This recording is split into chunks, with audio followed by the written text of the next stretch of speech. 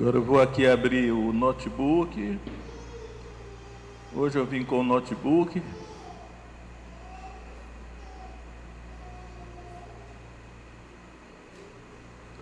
Vamos lá.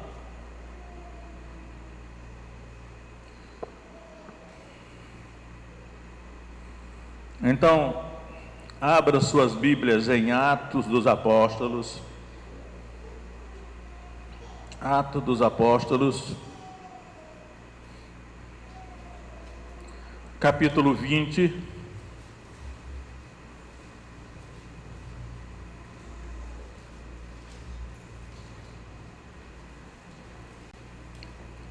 Verso 32, que diz assim, Atos 20, 32. Agora, pois, irmãos, encomendo-vos a Deus e a palavra da sua graça, a Ele que é poderoso para vos edificar e dar herança entre todos os santificados. Então, o título que eu dei a esta mensagem é: só os santificados terão herança. Eu vou destacar desse texto aqui duas palavrinhas. A primeira é herança, e aí a outra é santificados. A Ele que é poderoso para vos edificar. Eu vou dispensar essa parte do edificar aqui por enquanto. E da herança entre todos os santificados. Então, em primeiro lugar, eu quero discorrer sobre a palavra herança. O Novo Testamento, ele fala muito de herança, né? E aí eu quero falar para os irmãos um pouco sobre herança, porque acredito que herança é uma coisa que todo mundo aqui sabe o que é, né? Em português, no idioma do povo brasileiro, todo mundo sabe o que é herança. Por exemplo, meu irmão faleceu o ano passado, e aí ele deixou alguma coisa, tipo assim, uma casa, né? Que é uma herança que ele deixou. Só que na legislação brasileira, não sei de outras nações, tem uma coisa chamada de inventário. Tem que fazer um procedimento chamado de inventário para ver se essa herança vai ser dividida entre a viúva, os filhos ou quem quer que seja merecedor, né? E aí, quando falamos de herança entre seres humanos, nós compreendemos muito bem, porque só quando alguém morre é que deixa o testamento. Antigamente falava muito disso, deixa o testamento, né? Até a palavra que testamento aparece traduzida no Novo Testamento, às vezes por aliança, pacto ou concerto, mas também por testamento. Então, quando a herança é entre seres humanos como nós, a gente sabe que alguém morre, o que ele deixa como herança, e fica registrado no testamento. Eu vou deixar a casa para a minha mulher, vamos dizer assim, vou deixar o carro para o meu filho, vou deixar não sei o que mais para um sobrinho meu, essas coisas assim. E aí eu fico pensando, irmãos, que a decepção que eu já tenho assistido em filmes, né? O fulano morreu, um milionário. Aí se reúne toda a família para ouvir a leitura do testamento. Todo mundo na expectativa de qual foi a herança que ficou para ele. E aí de repente ele diz lá: olha, eu vou deixar tudo que eu tenho para a minha empregada. Aí sai todo mundo de lá revoltado, né? Geralmente com raiva da pessoa que morreu, porque talvez aquela empregada cuidou bem dele, né?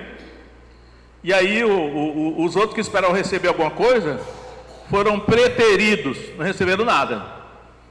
Só que aqui, irmãos, quando o Novo Testamento está falando de herança, é complicado para nós entender, porque é herança de Deus.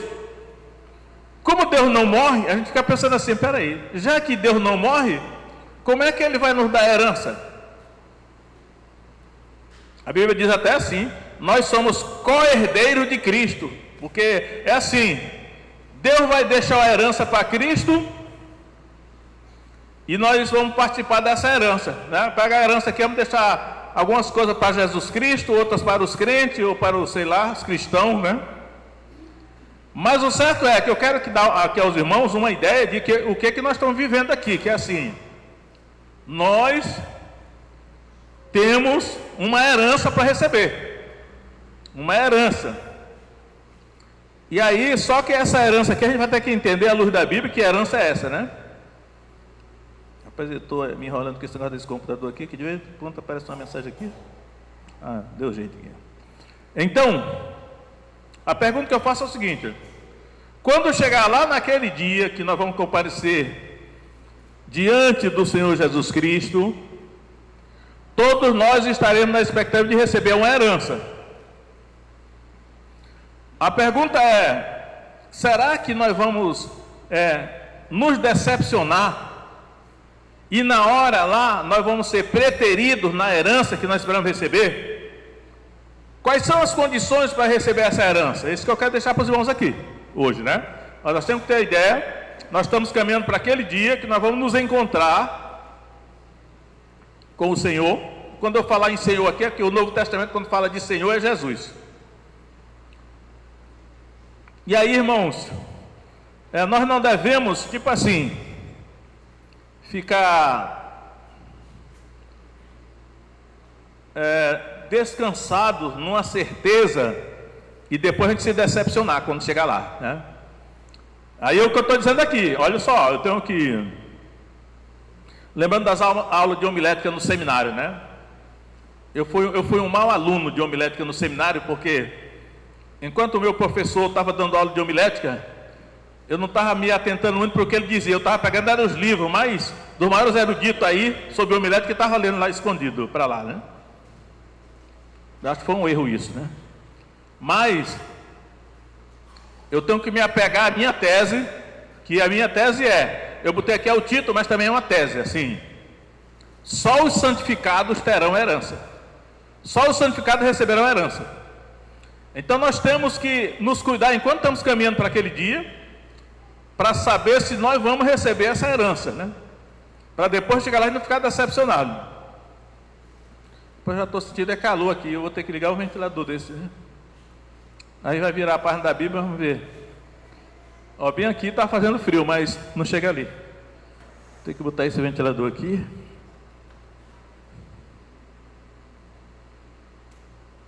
Tá. E aí vamos ver, irmãos, em algumas outras partes da Bíblia, essa questão da herança. Eu li para vocês Atos 20 e 32. Agora eu quero ler Atos 26, 18. Vamos lá. Atos 26, 18. Vamos entender melhor esse negócio da herança aí. Herança e santificação, né? São duas coisas que a gente tem que entender. Uma coisa está conectada com a outra. Só vai receber a herança quem tiver santificado. E aí a gente tem que entender o que é realmente santificação e santificado, né? Então, Atos 26, 17. Jesus está falando para o apóstolo Paulo. Então está dizendo assim, 26, 17: livrando-te deste povo, os judeus, e dos gentios, a quem agora te envio, para lhes abrires os olhos, e das trevas os converteres à luz, e da autoridade de Satanás a Deus. Olha aí, os gentios estão debaixo da autoridade de Satanás, a fim de que recebam remissão de pecados. Aí eu quero aqui dar uma explicação. Aqui está essa expressão remissão de pecados aqui. Às vezes é traduzida por perdão de pecado, mas o correto é remissão mesmo. É uma palavra que no original é áfesin. Sempre ela aparece assim. Então a remissão de pecados acontece após o batismo, nas águas. Ela está por vários lugares do Novo Testamento, né? Não sei se vai dar para eu citar todos aqui, mas, por exemplo, em Atos 2,38, Pedro diz assim, no dia de Pentecostes: Arrependei-vos, sede batizados em nome de Jesus Cristo para a remissão dos pecados. Fez. É a mesma coisa aqui. Então ele está dizendo: a fim de que recebam remissão de pecados. Subentendido, depois do batismo nas águas. Aí vem: e herança, olha a herança de novo aparecendo aí, entre os que são santificados pela fé em mim. Ele repete aquele negócio da herança para os santificados. Ele acrescenta: daqueles que são santificados pela fé em mim. Então, herança entre os que são santificados pela fé em mim. Aqui, Jesus está dizendo para Paulo a mesma coisa que Paulo disse em Atos 20, 32. E aí, que herança será essa, né? Nós temos que saber que herança era essa. Aí eu quero voltar aqui em Mateus capítulo 25, irmão. Em Mateus 25, é interessante que em Mateus 25, eu quero conectar Mateus 25, a parábola das 10 virgens, com Hebreus 12, 14. Olha o que Hebreus 12, 14 diz assim: segui a paz com todos e a santificação, sem a qual ninguém verá o Senhor. Eu fiquei pensando, peraí, sem santificação ninguém verá o Senhor? Que visão é essa? Ninguém verá o Senhor, como assim? Será que ninguém verá o Senhor assim numa experiência que o apóstolo Paulo teve a experiência aqui, quando ele disse: eu estava orando no templo em Jerusalém e de repente eu vi aquele que falava comigo? Era Jesus, né? Então, sem santificação ninguém verá o Senhor. Será que ele está se referindo a uma experiência assim que o crente pode ter de ver o Senhor, ou em sonhos ou em visões? Ou será que ele está se referindo, não verá o Senhor no final, quando ele vier? E aí eu quero mostrar aqui na parábola das 10 virgens, cujo tema é a santificação, que aquelas 5 virgens insensatas não viram o Senhor. As 5 sábias viram, a insensata não. Vamos lá. Em Mateus 25, eu vou ler só o verso 10 em diante, olha só, verso 10 em diante. E tendo elas ido comprar o azeite, chegou o noivo, e as que estavam preparadas entraram com ele para as bodas, festa de casamento, e fechou-se a porta. Aí eu pergunto a vocês aqui, peraí, essas 5 que estavam preparadas, elas viram o Senhor? Com certeza, elas viram, porque ficaram cara a cara com ele, entraram lá para a festa com ele, fechou a porta, elas estavam vendo ele. Mas as outras 5 virgens, que não tinham azeite, que foram comprar à meia-noite, será que viram o Senhor? Vamos continuar aqui. Verso 11. Depois chegaram também as outras virgens, dizendo: Senhor, Senhor, abre-nos. E ele respondendo disse: em verdade vos digo que não vos conheço. Agora, irmão, fiquei só imaginando, olha só. A porta já tinha sido fechada. E aí as 5 virgens insensatas chegaram depois, a porta fechada, elas do lado de fora, elas disseram: Senhor, Senhor, abre-nos. E o Senhor lá de dentro falou. Ou seja, elas não viram o Senhor, mas ouviram a voz dele. E a voz dele era isso, dizendo: em verdade vos digo que não vos conheço. Elas só ouviram a voz, mas elas não viram o Senhor. Por quê? Elas não estavam em santidade. E aí termina o texto dizendo assim: vigiai, pois, porque não sabeis o dia e nem a hora em que o Filho do Homem há de vir. E aí, irmãos, eu aproveito agora para... Esses dias agora, eu vi um youtuber famoso dizer o seguinte, isso foi publicamente, né? Todo o Brasil viu: o castigo não será eterno, porque foi um erro dos tradutores que traduziram a questão do inferno, mas eu não acredito que um Deus tão bom vai castigar eternamente uma pessoa por causa de um erro que ela cometeu. E aí, naturalmente, eu não concordei com essa asseveração. E eu digo, não, eu acho que houve um equívoco dele aí, né? E aí eu quero ler só o último verso do capítulo 25 de Mateus, para refutar essa ilusão, né, de que o castigo do inferno será eterno. Ou será que Deus, não, você fica aí assim uns 500 anos só no inferno, queimando, depois a gente te tira aí. Será que vai ser assim? Eu já disse, eu não tenho opinião sobre nada, mas vou olhar na Bíblia para ver qual é a opinião de Deus. Porque nós somos muito pequenos e limitados para ter opiniões próprias. Porque o nosso senso de justiça, o nosso julgamento é limitado e falho, porque nós não temos todas as informações, enquanto Deus tem, né? Então quero ler o verso 46 de Mateus 25, para ver se o sofrimento será eterno ou não. Então vamos lá. E irão estes para o tormento eterno, mas os justos para a vida eterna. Agora observe aí. Um grupo vai para o tormento eterno e o outro grupo vai para a vida eterna. O eterno aí, nos dois casos, é a palavra grega ionion. Meu irmão, se o sofrimento não for eterno, a salvação também não será eterna, porque é a mesma palavrinha que é usada nos dois casos.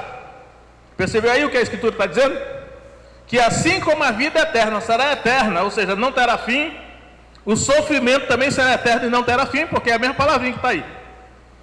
Não sou eu que estou pensando nem dando a minha opinião, mas é o que está no texto. E não dá para fugir da conclusão aí.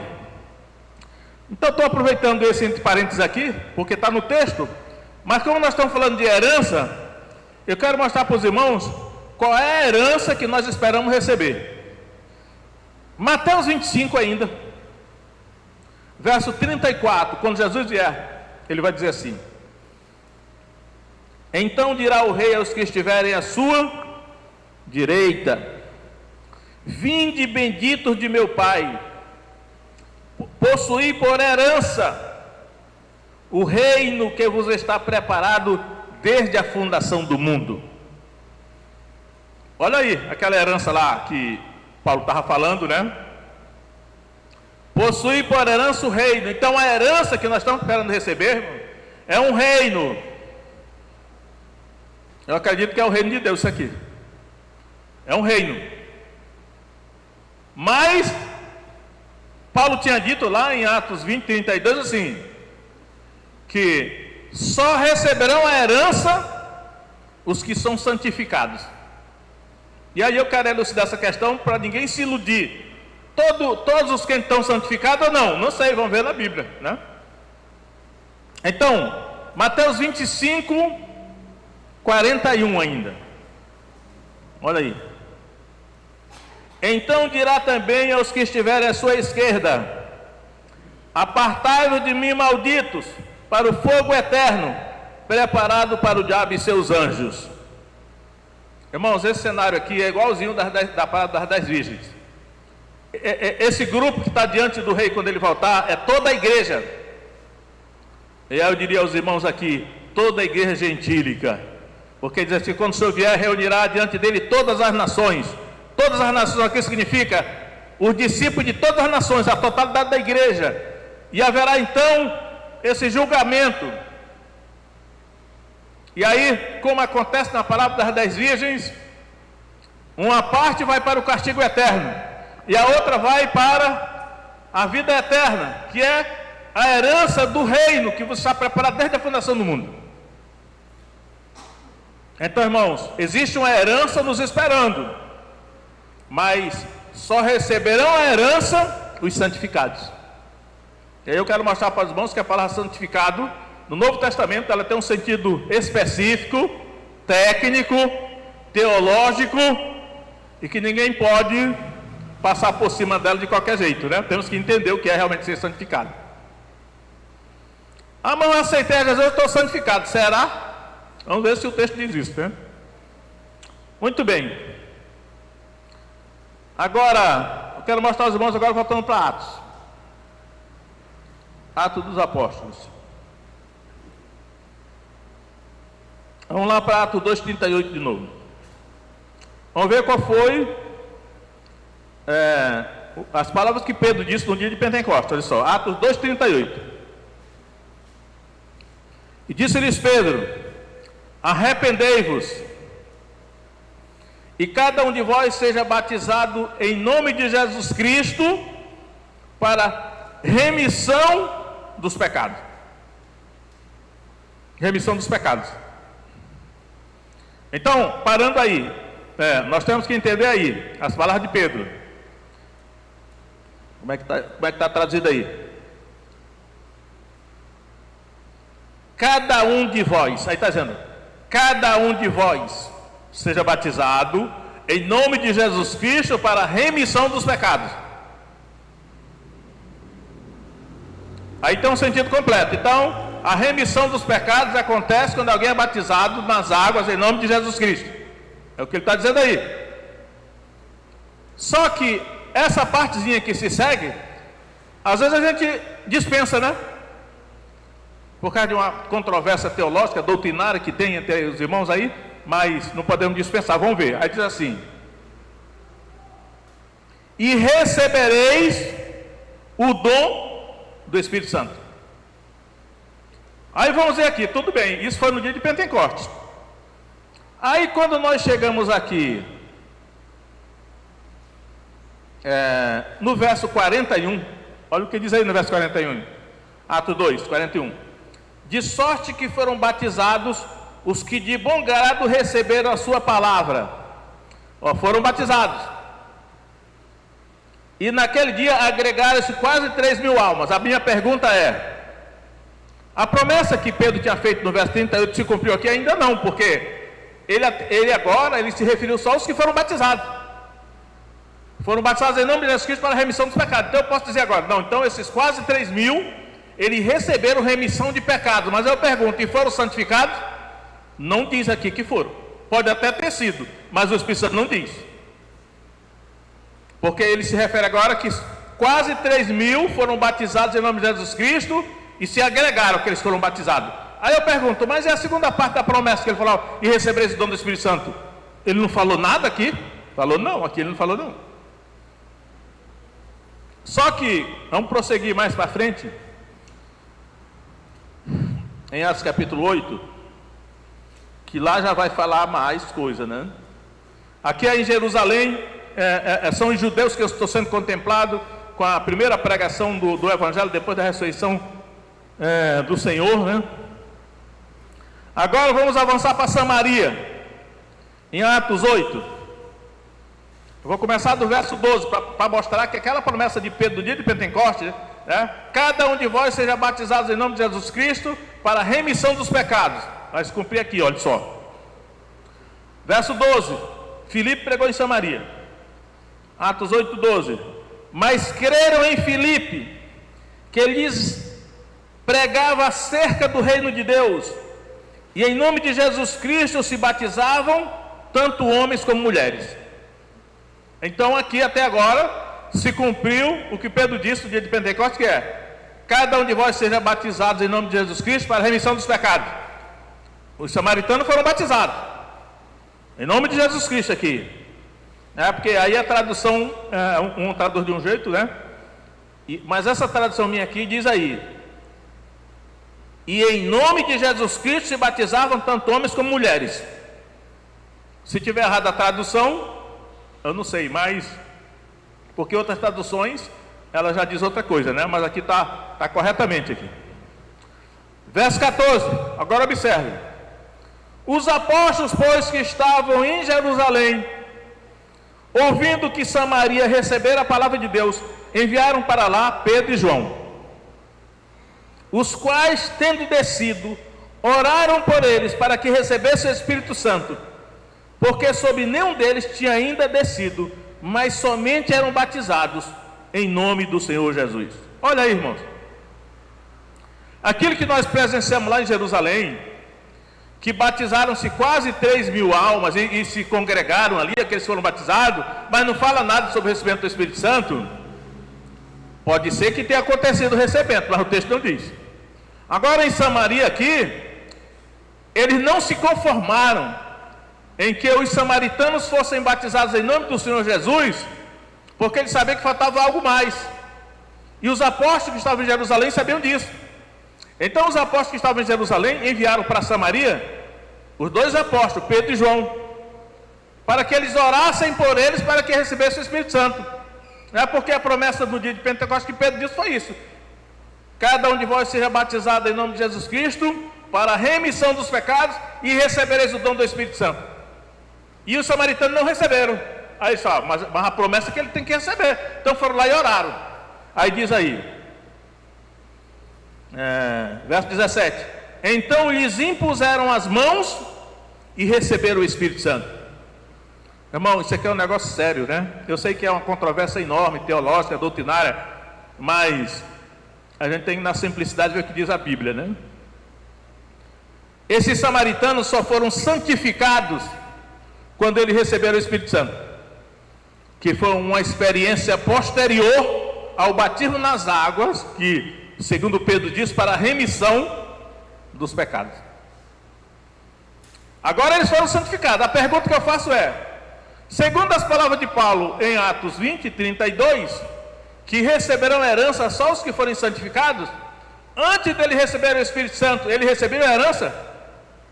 Pelo texto não, porque duas vezes, né, em Atos 20, 32 e em Atos 26, 18, o próprio Jesus disse que receberão herança aqueles que foram santificados pela fé nele.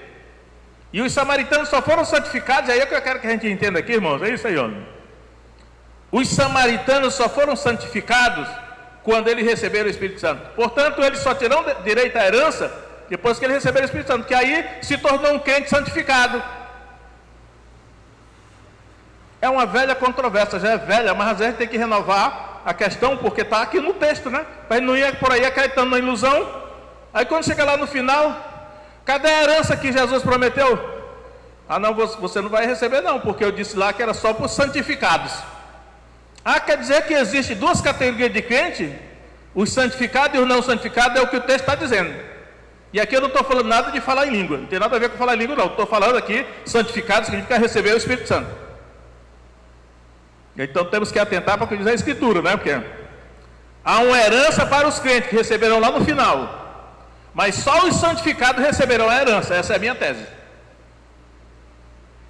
Então, irmãos, muito bem. Agora, isso foi em Samaria. Aqui você vê que há uma sequência lógica. Primeiro o evangelho foi pregado para os judeus em Jerusalém. Agora depois foi os samaritanos, que já é um povo meio mestiço, né? E depois foi pregado para os gentios, que eram romanos. Agora vamos ver como foi que os romanos foram santificados. Atos 10, 44.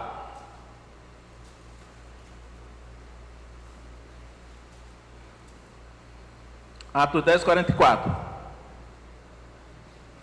O apóstolo Pedro está pregando na casa de Cornélio, que era um centurião romano.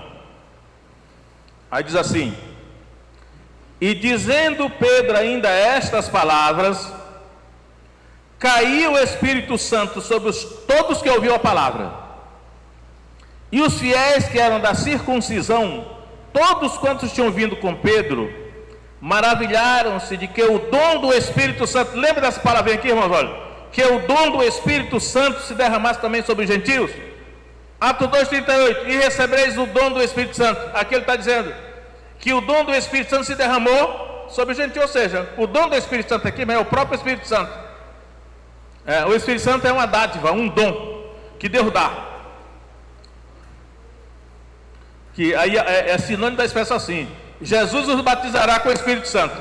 É isso aí, é sinônimo isso aí, né? Aliás, há vários sinônimos na questão com o Espírito Santo, e a gente não pode se complicar em semântica, né? Tropeçando em semântica. Aí diz aí: porque os ouviu falar línguas e magnificar a Deus. Respondeu então Pedro: pode alguém porventura recusar a água, para que não sejam batizados estes, que também receberam como nós o Espírito Santo? E mandou que fossem batizados em nome do Senhor. Então rogaram-lhe que ficasse com eles por alguns dias. Eu acho interessante esse texto, irmão, porque aqui existem 3 verbos aqui para descrever esse fenômeno do Espírito Santo. No verso 44, o verbo usado é caiu. Caiu o Espírito Santo sobre eles. No verso 45 é derramar-se. O dom do Espírito Santo se derramasse, o verbo derramar. E em 2,33 aparece o derramar também. 2,33 diz assim: Jesus foi aos céus e derramou isto que vós vedes e ouvis, ou seja, o Espírito Santo. E aí, no verso 47 diz que também receberam, como nós estamos, receber. Então, caiu o Espírito Santo, derramaram o Espírito Santo, receberam o Espírito Santo. São 3 verbos, 3 palavras diferentes para descrever o mesmo fenômeno, que é o Espírito Santo santificar. Aí vem a questão, santificar. Porque quando você ouvir falar em santificação, irmãos, é o Espírito Santo. Não existe santificação sem o Espírito Santo. Santificação é a presença do Espírito Santo. E aí, por isso a gente tem cuidado, olha, só o Espírito Santo pode santificar alguém. Então, quando Jesus disse assim, ora, os crentes receberam herança entre os santificados, esses que o Espírito Santo já caiu sobre eles receberam o Espírito Santo, Jesus derramou o Espírito Santo sobre ele, é o Espírito Santo da nossa vida. O que é a santificação? É assim, quando Deus fez o Adão lá no paraíso, Deus soprou nas narinas do Adão o fôlego da vida. Ele soprou nas narinas do boneco de barro que Deus fez ali do jardim do Éden. Aí Deus soprou nas narinas. Eu creio que quando Deus soprou nas narinas do Adão, não somente ele se tornou alma vivente, mas o Espírito Santo foi, naquele sopro que Deus soprou na nariz do Adão, o Espírito Santo foi dado e habitou nele. Só que era assim, quando Adão pecou, o Espírito Santo saiu dele. Meu irmão, aquela lei, não sei, eu não sou físico, mas tem uma lei que diz, na física, que nem o espaço pode ficar vazio, sempre é ocupado por outra força, né? Não sei se é de Lavoisier, já algum ano atrás da minha vida, de algum construído assim.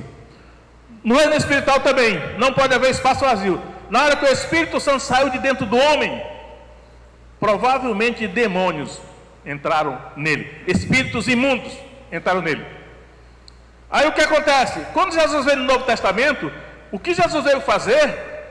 Ele veio para recolocar o Espírito Santo dentro dos seres humanos. E aí eu fico pensando assim, o Adão, como nunca tinha pecado, ele nunca foi um vaso sujo antes de pecar.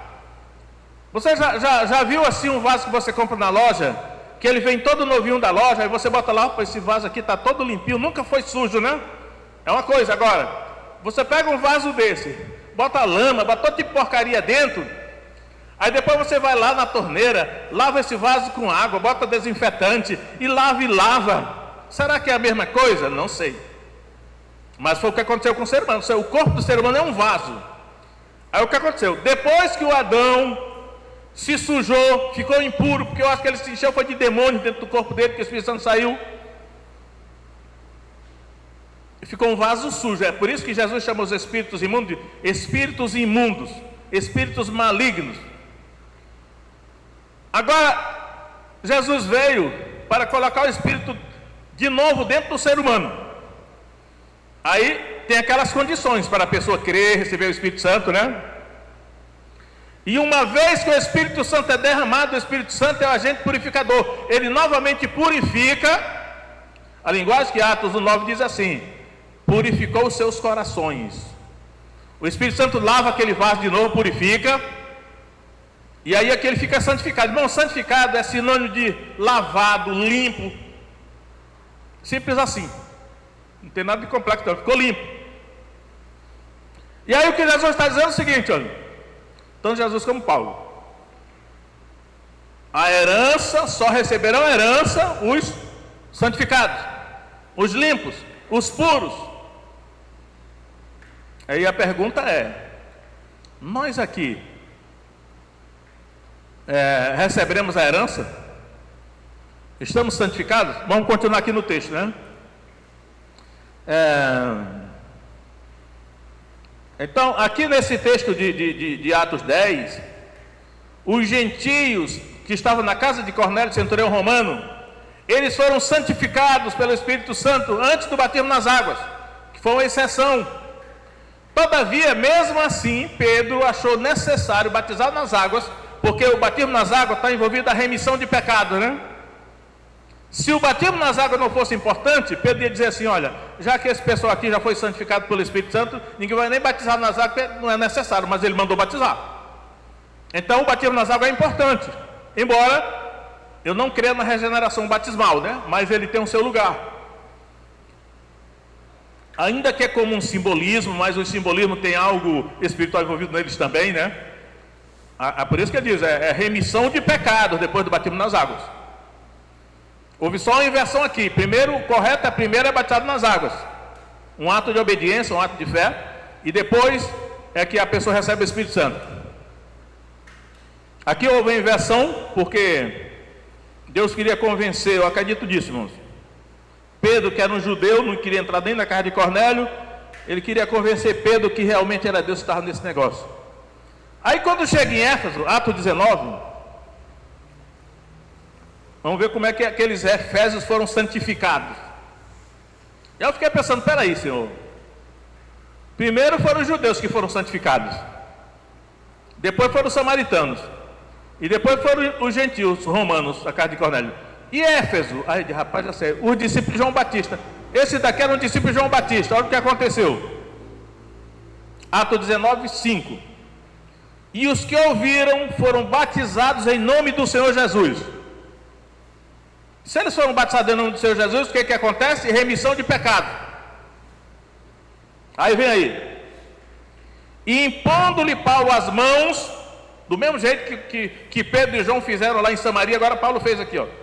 Impondo-lhe Paulo as mãos, veio sobre eles o Espírito Santo, então falavam línguas e profetizavam. Foram santificados. Então, irmãos, esse aqui, aí qual é o problema da santificação? O problema da santificação, irmãos, é assim.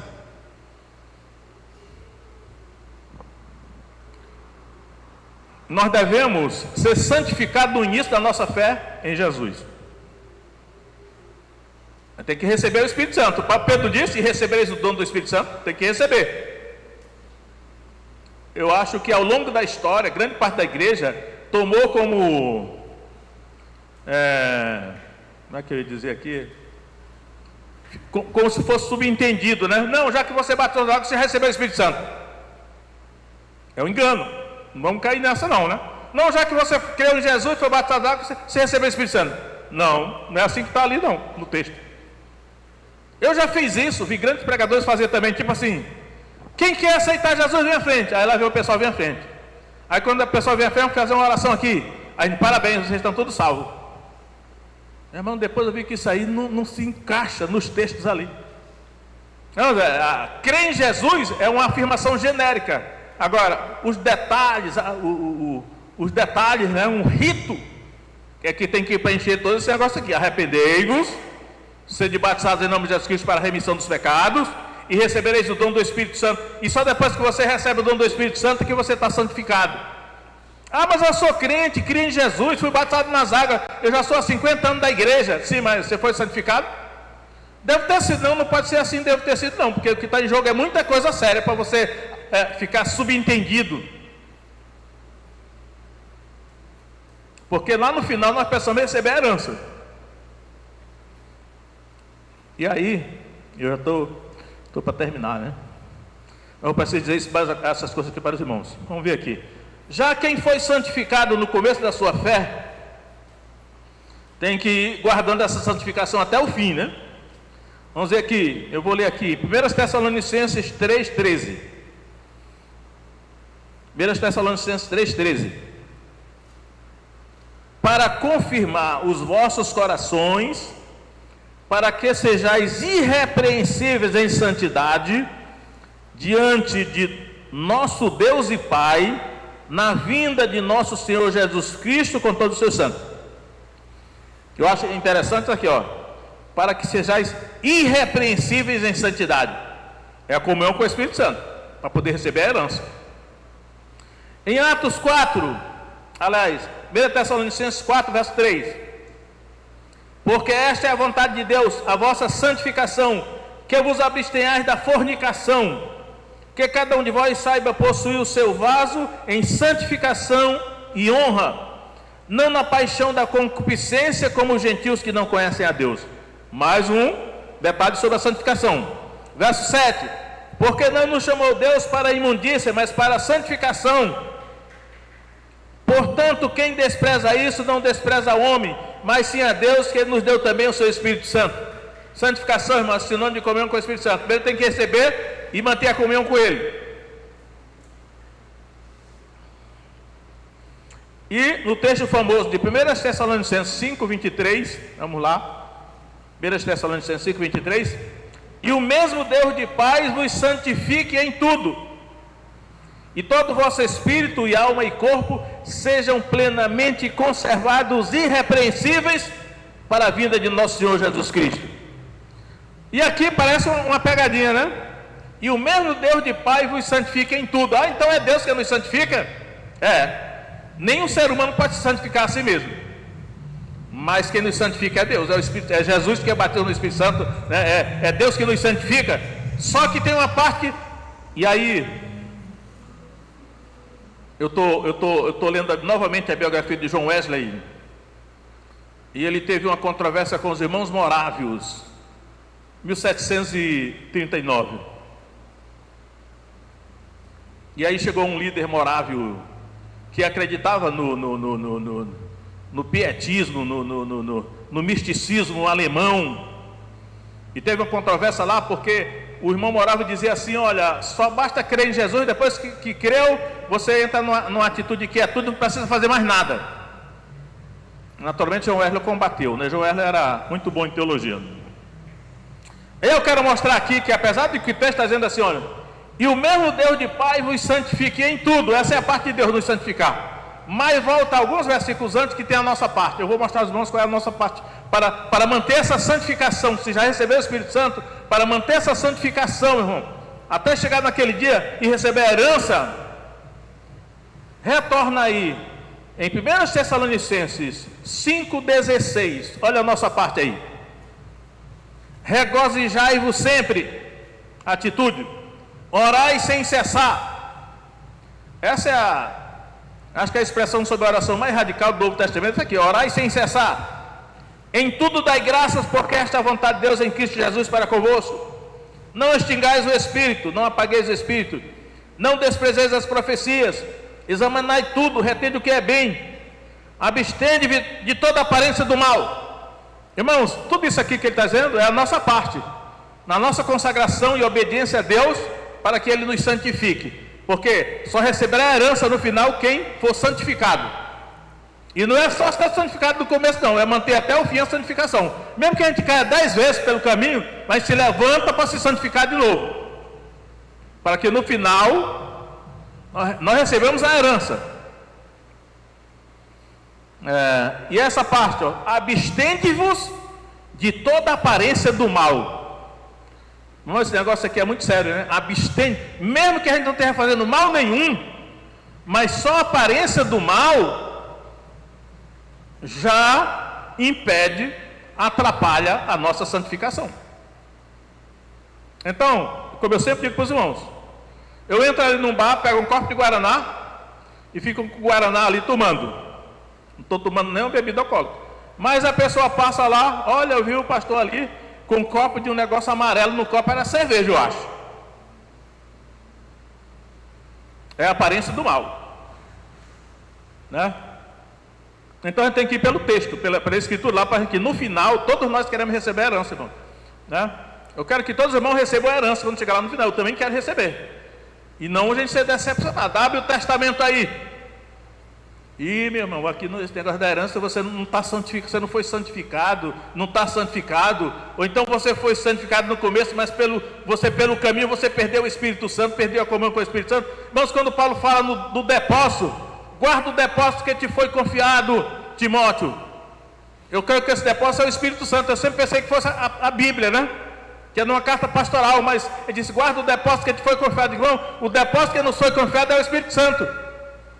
E se nós não levarmos até o fim Mesmo que a gente caia, eu não estou aqui defendendo a impecabilidade, não. Todos nós pecamos, mas se cai, se levanta e persegue de novo uma vida de obediência para chegar lá no fim santificado, porque para receber a herança tem que estar santificado. E aí, nada podemos contra a verdade, senão pela verdade, né? Não adianta a gente rejeitar o ensino da palavra, porque senão o prejuízo vai ser nosso. Então, quero que todos os irmãos recebam a herança lá no final. É um reino. Vinde benditos de meu Pai, possuí por herança o reino que vos está preparado desde a fundação do mundo. Você quer receber o reino como herança? Tem que ter santificação. E chega lá no final, toda a linguagem do Novo Testamento é que ao nos encontrarmos com Jesus, nós temos que estar santificados. É o Espírito Santo que vai nos apresentar, dizer assim: Jesus, está aqui essa pessoa aqui, eu caminhei com ela a vida toda lá, caiu algumas vezes pelo caminho, mas levantou de novo, está aqui ela, está santificada. Então, irmãos, vamos nos alertar, né? Enquanto é tempo. Vamos ficar em pé e vamos orar.